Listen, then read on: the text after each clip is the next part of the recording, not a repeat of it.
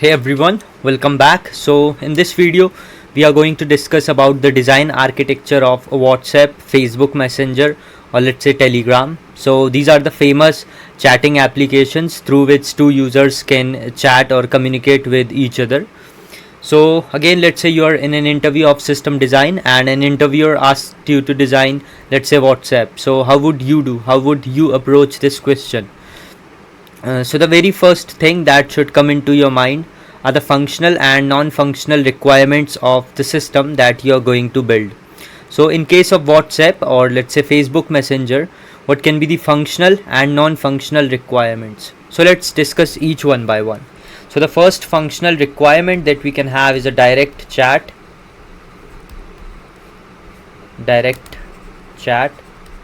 or group chat. So direct chat and group chat will be the major functionality that our system will provide. So this is going to be the most important functionality of our system. Basically the purpose of building such application is to provide the platform to users through which they can communicate with each other. So this is going to be the first functional requirement. The next functional requirement that we can have is a message acknowledgement. Message acknowledgement.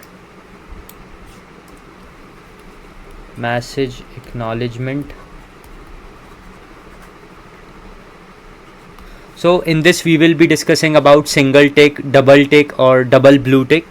What is the meaning of messages sent, messages delivered? So we will be discussing this. So this is about the second functional requirement. The next functional requirement that we can have is a last seen. So this last scene tell us about the last activity of user. What was the last time when he was active on this application? So this is about the third functional requirement. The next functional requirement that we can have is a media transfer. So you would have used this feature of WhatsApp or Telegram through which you can send images or videos to other users. So this is about the fourth functional requirement. The next functional requirement that we can have is a message encryption.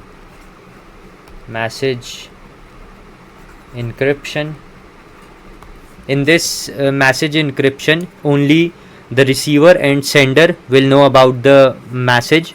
Even the server will have no idea about the message. So this is about message encryption. We will see that in detail. The next functional requirement that we can have is audio video call support.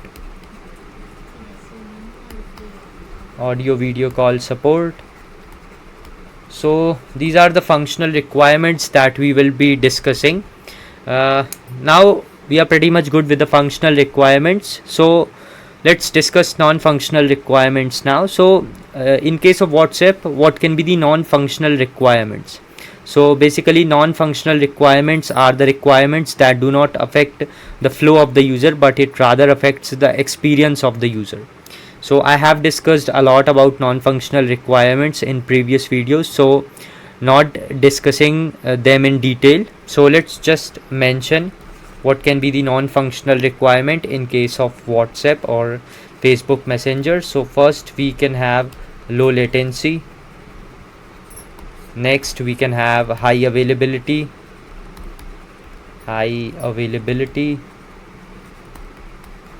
The next non-functional requirement that we can have in case of WhatsApp is scalability. So these are the non-functional requirements that I can see right now. There can be more non-functional requirements. So we are pretty much good with the functional and non-functional requirements. Now let's just translate these functional requirements that we discussed into services.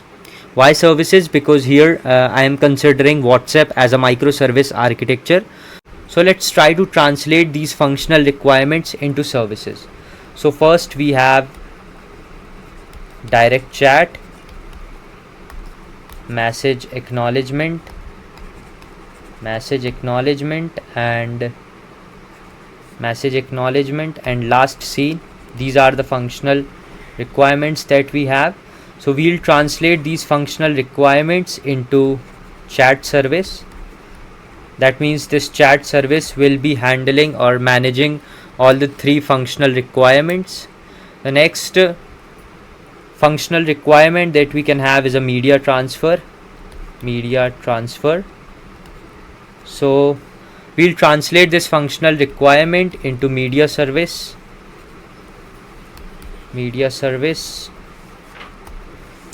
So we have two services right now. Now the next functional requirement that we can have is message encryption, which can be translated into message encryption service.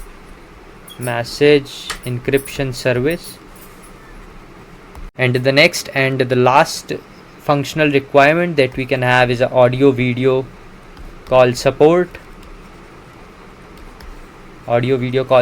which can be translated to telephonic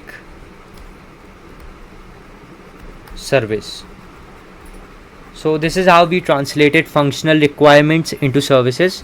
Now we have total 4 services. First is a chat service, then we have a media service, then we have message encryption service, and then we have a telephonic service.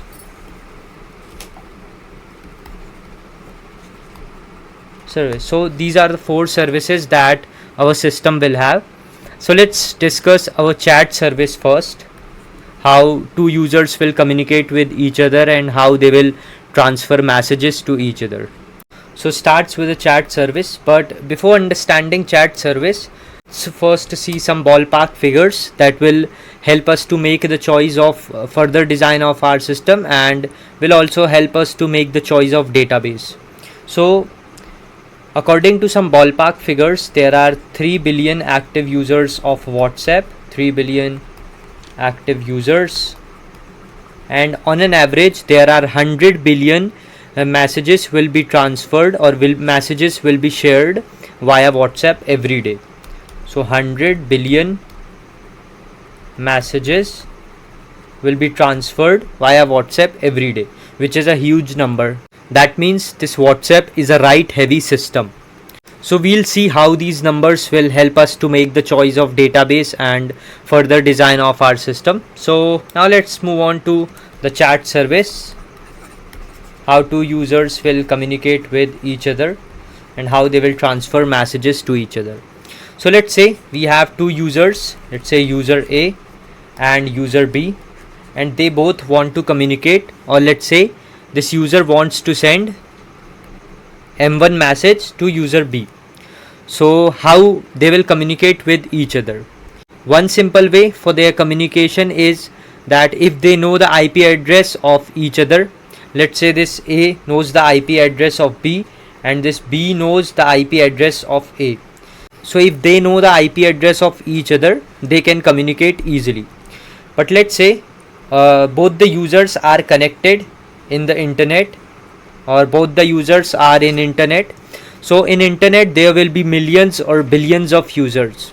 In this case it would be really hard for each and every user to know the IP address of others or other server or other computers. So this approach is not going to work. That means there isn't a way through which these users can directly communicate with each other. So for their communication they need some kind of server. So let's say here we have a messaging server. Now using this messaging server they both can communicate with each other. How? Let's see. So let's say this user A wants to send M1 message to the user B. So first this user A will send this message to the messaging server. Now this messaging server will have the message M1, and then this messaging server will send this message to user B.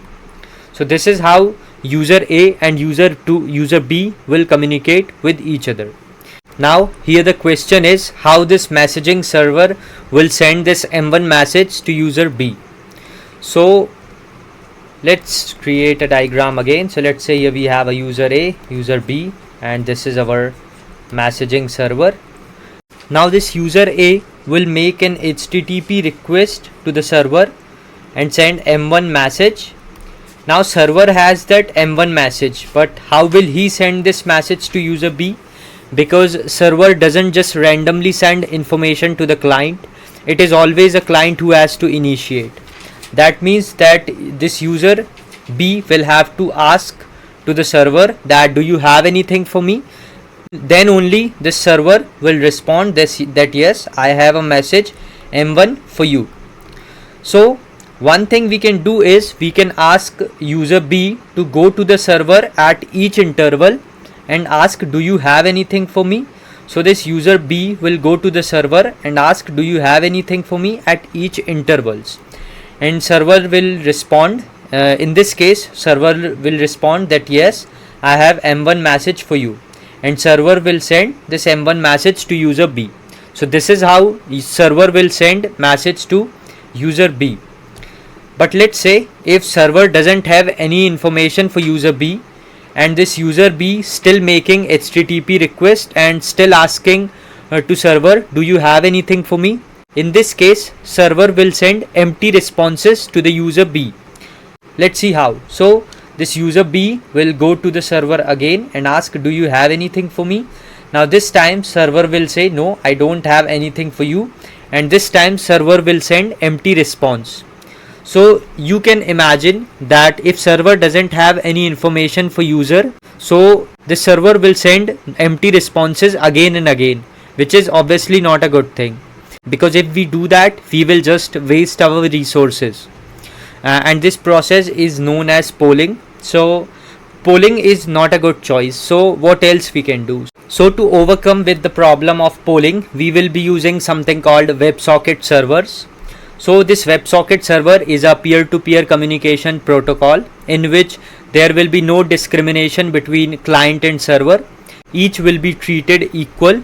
So in this WebSocket, connection between client and server will be persistent, and they both can send messages to each other independently. In a normal HTTP connection, if let's say this user A sends a message to messaging server, or basically we will say that user A will make an HTTP request, and then this server will respond to this user A, and at this point our connection will get closed. But it doesn't happen with WebSockets. In WebSocket, if we make connection, we as a client make connection with the server, or we establish the connection with the server, the connection will be persistent. It will not get closed until we close it. So this is how using WebSocket server we can send messages to each other independently. So we have decided that we are going to use WebSocket servers for the communication between two users. Now let's see the flow of the chat service. So let's say both the users are connected to the internet, or let's say their mobile data is on and they are in the network area, or let's say their Wi-Fi is on. So let's say this is the user A and this is the user B we have, and this user A wants to send M1 message to user B. So they need some kind of server for their communication. So let's say this is the messaging server we have. Now the moment this client A or user A will turn on his data, or let's say turn on his Wi-Fi, a WebSocket connection will be established between this user and this messaging server, and this user A will send M1 message to the messaging server.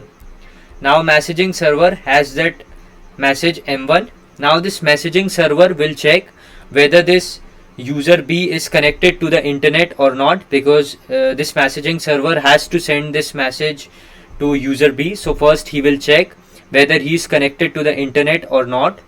The moment this user B will get connected to the internet, or let's say he turns on his data, a WebSocket connection will be established between this user B or client B and messaging server. So messaging server will get this information, or will identify this that okay, user B is connected to the internet now. So this messaging server will send this M1 message to the user B. But before doing this, what this messaging server will do, it will store this message into the database, this M1 message into the database along with the sender ID and receiver's ID. This is how he will recognize that this message is sent by this user and this message is sent for this user. Now the question is, which database are we going to use for storing the information of all the messages? Since we discussed that on an average 1 billion messages will be transferred via WhatsApp every day. So we need some kind of database that will store huge volume of data. So we can go with NoSQL databases, something like Cassandra. So let's say here we are using Cassandra database for storing the information of messages, sender ID and receiver's ID. So let's say the database that we are using is Cassandra because our system is very write heavy.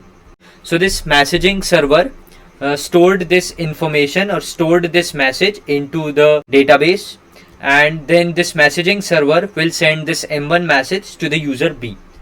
Now let's say if user A or this client A is not yet connected to the internet.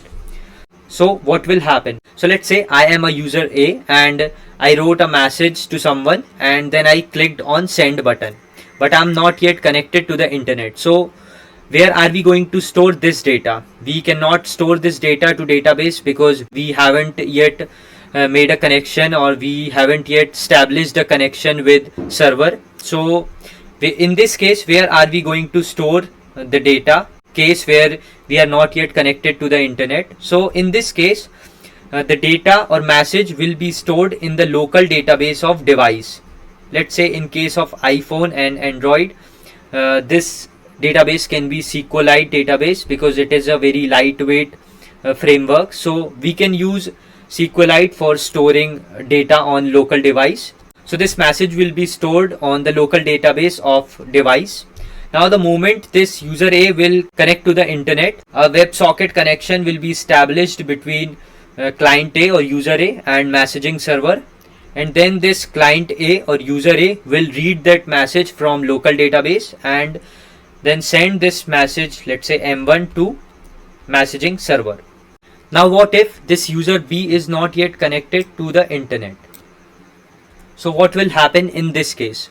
So in this case, the moment messaging server will receive the message M1 from client A, it will check the connection with user B, whether user B is connected with the internet or not, and he will check whether the WebSocket connection is established or not. So he will identify that okay, there's no connection with user B. So what he will do, he will store this message, M1 message, to the database, Cassandra database, with the sender ID, that means the ID of client A, and receiver's ID, that means this message is for user B. So he will send this information in Cassandra database. The moment this user B will connect to the internet, or a WebSocket connection will be established between user B and messaging server.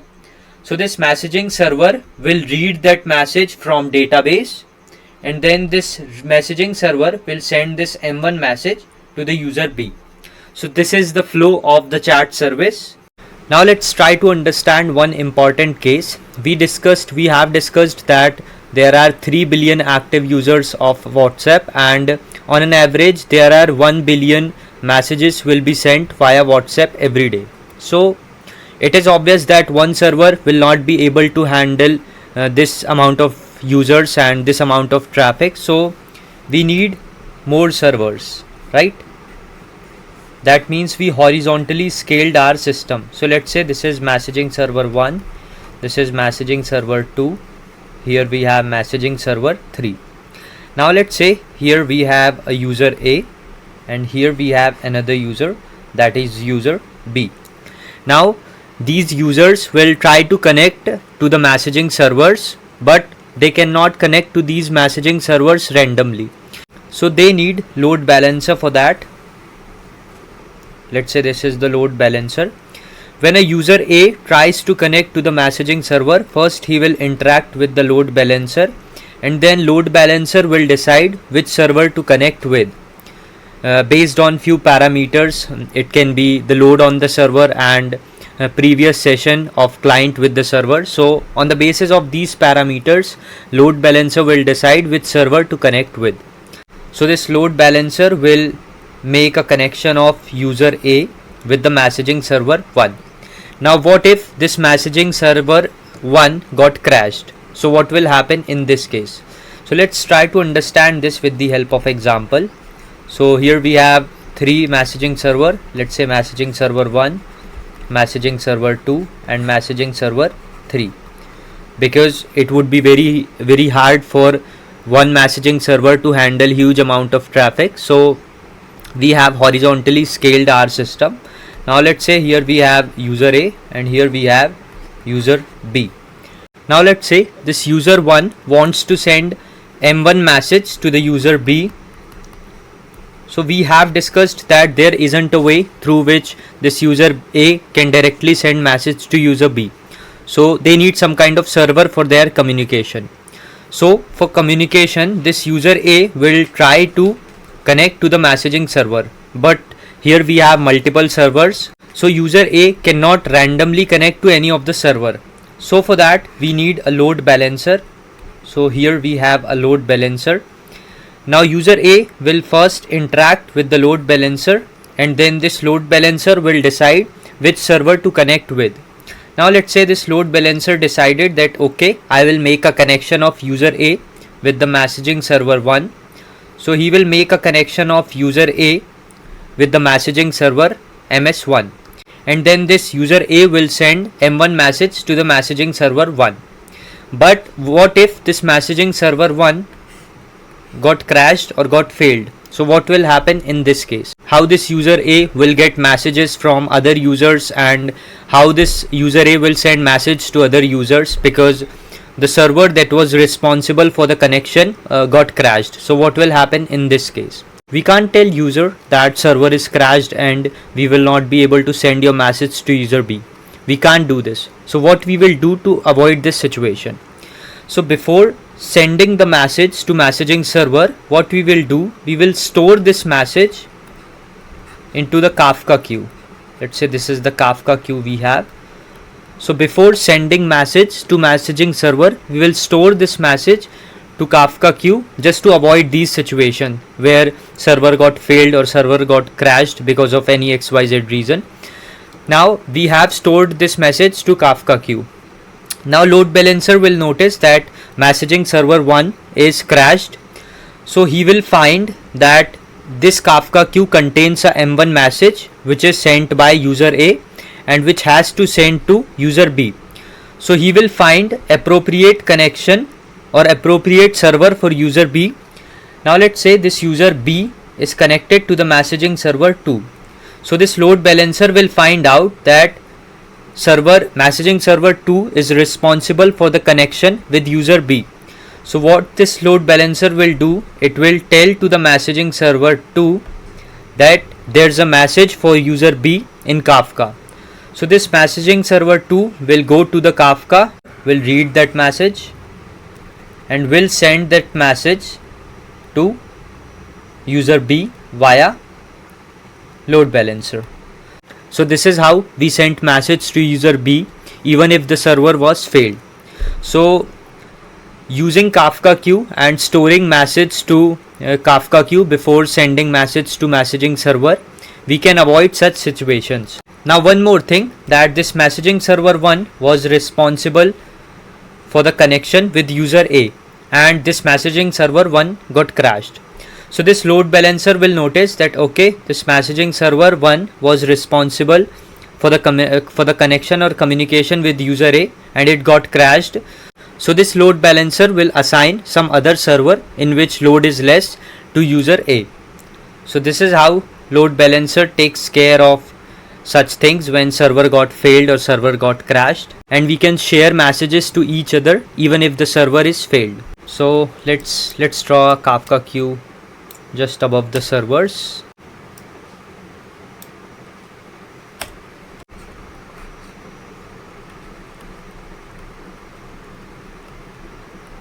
The next case that I want to discuss is, let's say this is the user A and this is the user B we have, and here we have a load balancer, and here we have different messaging server. Let's say this is messaging server 1, messaging server 2, and here we have a messaging server 3.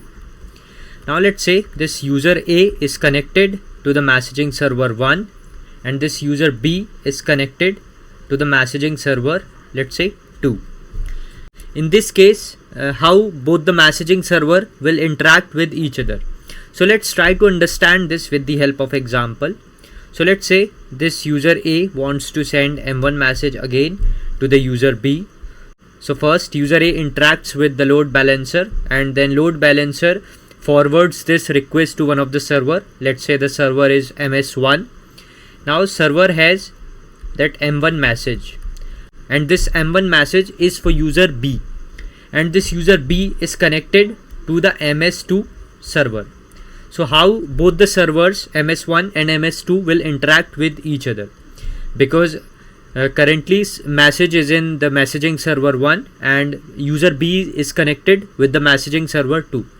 So in this case we can use two approaches. First is the Kafka queue approach that we discussed for the previous case, in which MS1 server was down or crashed. So we used Kafka queue, we published a message in the Kafka queue, and from Kafka queue this MS2 server read that message and sent this message to user B. So this is the first approach. The next approach that we can have is using a RPC calls. So using RPC calls, we can internally forward this request to different servers. So in this case, request came to messaging server 1, but this messaging server will get to know that I don't have connection with user B or client B. So it will internally forward this request to MS2 server, and then this MS2 server will send M1 message to user B. So these are the couple of cases that was important to discuss. So we are pretty much good with these cases. Now we discussed a lot about messaging server, that messaging server will receive message from one user and this messaging server will send message to other user. So let's see the actual functioning or how it works internally. So let's say here we have a messaging server. So let's see the actual functioning or internal working of this messaging server. So let's try to understand this with the help of same example. So here we have a user A and here we have a user B, and this user A wants to send M1 message to the user B. So what this user A will do, the moment this user will turn on his data, a WebSocket connection will be established between server and user A.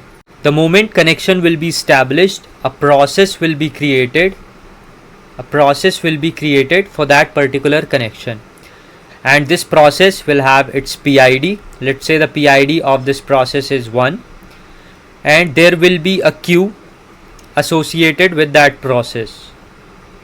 So in this queue we will store all the messages that are sent by others to user A.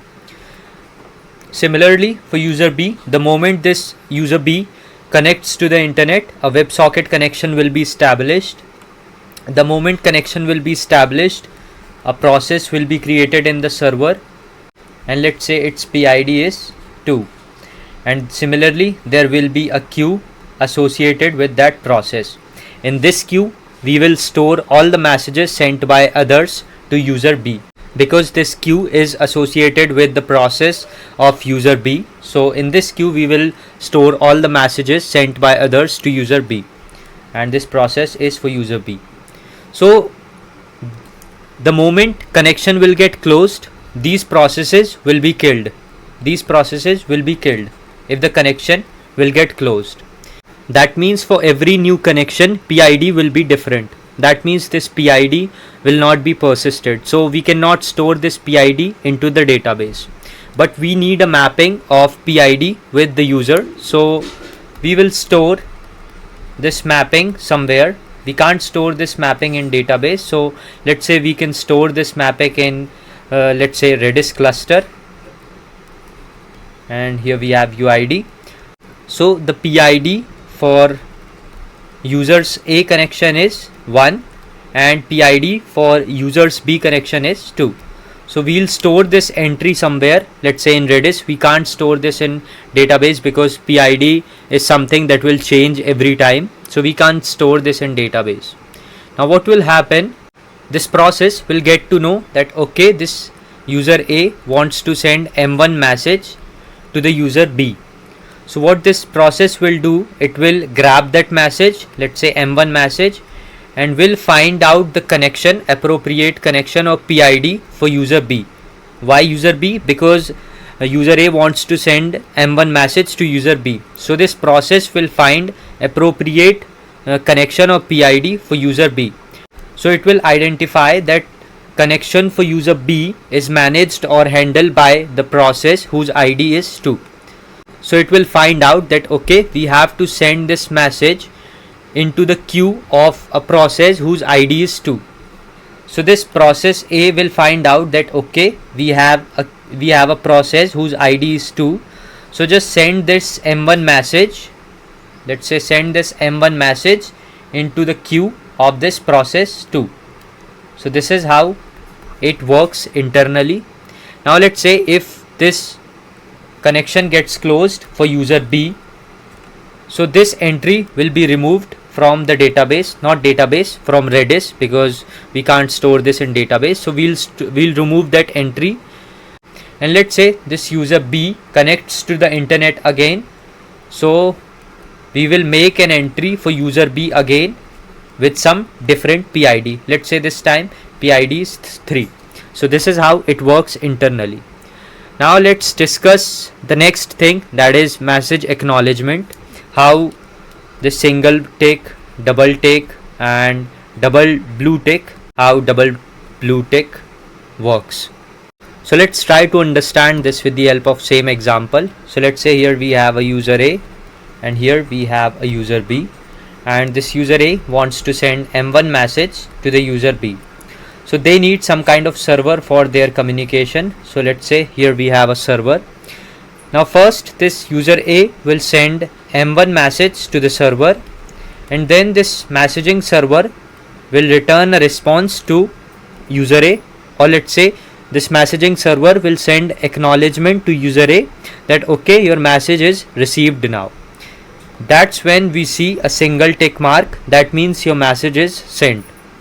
Now this messaging server has that M1 message and he has to send this message to user B. So it will find out whether the user B is connected to the internet or not. Let's say the user B is connected to the internet. That means there's a WebSocket connection established between messaging server and user B. And this messaging server will send this message, M1 message, to user B. And this user B will send an acknowledgement to messaging server that okay, I have received the message. That's when we see double tick mark as a user A. Now this user B or we can say client or mobile device has received this M1 message. Now the moment this user B will open WhatsApp and access the chat, this user B will send one more acknowledgement to the messaging server that I have read the message, and then this messaging server will send this message to user A and will tell that the message that you sent to user B has been read. The moment this user A will get the acknowledgement that okay, the message that I sent to user B has been read, this user A will see double blue tick mark. So this is how message acknowledgement works. Now let's discuss one more important functionality, that is last seen. How two users can see last seen of each other. So let's try to understand this with the help of same user A and user B example. So let's say both the users are friends. So for their communication they need some kind of server. So here we have messaging server. Now the moment these users will connect to the internet, a WebSocket connection will be established between the user and the server. Similarly for user B, WebSocket connection will be established with the server. Now the question is how they will see each other's last seen. So here we have two users. Let's say these are the devices of user A and user B. So our devices will be configured in such a way that it will send heartbeat to the server at each interval. Let's say interval of 5 seconds if user is actively using that application. So if user is, let's say, online on WhatsApp, so this device will send heartbeat to the server continuously, let's say at each interval of 5 seconds, and the server will send this information, or let's say will store this mapping somewhere, let's say in Redis UID, and let's say timestamp.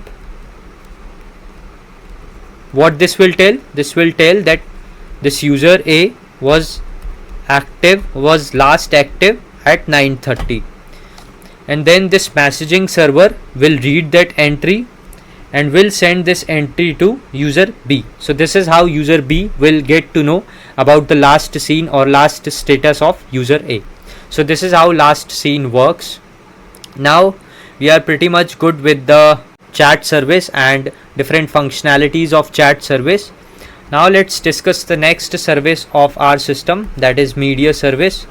How we will share images and videos to each other, because this is also a big part.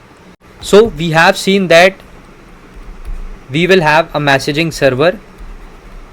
So can we use the same messaging server to send media from one device to another device? Let's say these are two users, and this user A wants to send an image to user B.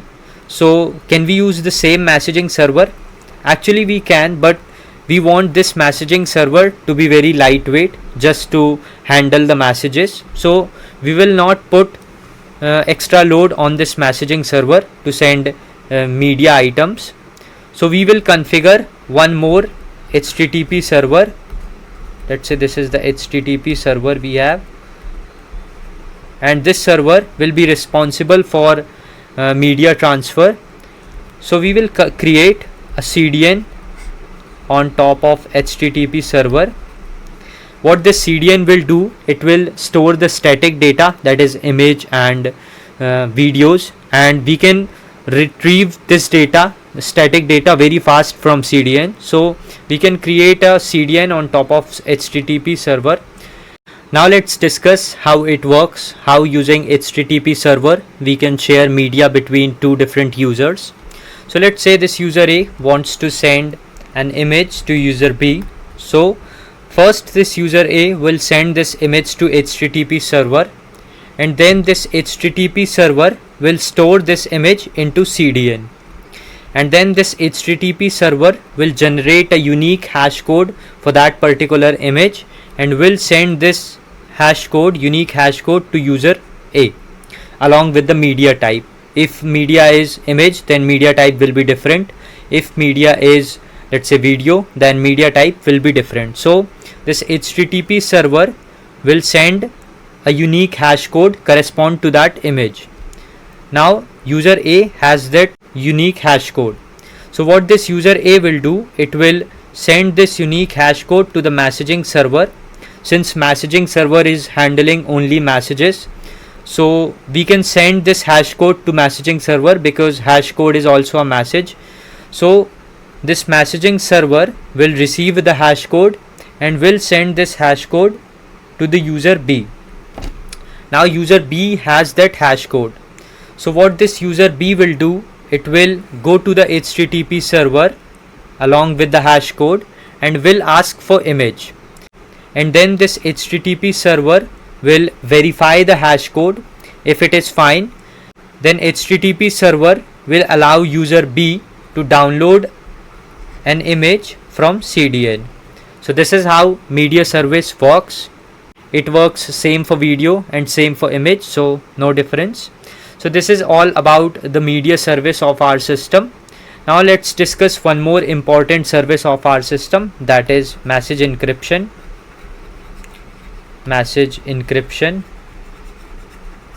How we perform message encryption. So let's try to understand this with the help of same example. So let's say here we have a user A and here we have a user B, and this user A wants to send, let's say, M1 message to the user B. So for their communication they need some kind of server. So let's say here we have a messaging server. Now this user A wants to send M1 message to the user B, but this user A cannot send this M1 message directly to user B. So first it will need to send this message to messaging server, and then this messaging server will send this message to user B. But for security and privacy, I don't want others to read that message, not even the server, but we will have to pass that message via server. So we really need to encrypt that message. That means when this user A will read that message, this will remain M1. When this user B will read that message, this will remain M1. But when this message server will read that message, this will be something like this, or it can be anything.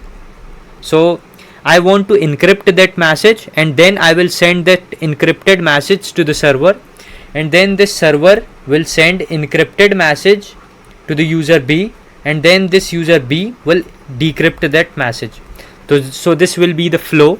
So let's see how we can achieve this. So for that we use private key and public key concept.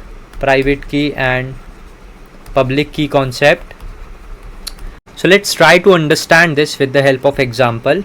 So let's say here we have a user A and here we have a user B, and this user A wants to send private M1 message to user B. So it will go via server. So let's say here we have a server. Now we don't want server to read that message.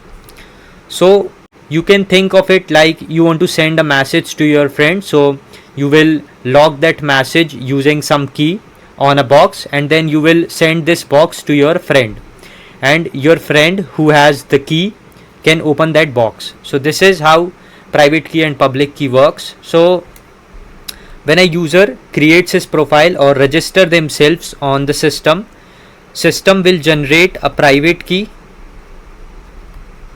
and a public key for each user. This private key will persist on user's device, or we can say it will never leave the user's device, and this public key will be shared with the server so that other users can use this to encrypt the message. So let's see the flow. Now let's say this user A wants to send M1 message to user B. So the moment they will register themselves, their public keys will be shared with the server. So let's say here we have a public key of A and public key of B. So the moment they will register themselves, their public keys will be shared with the server. Now this user A wants to send M1 message to user B.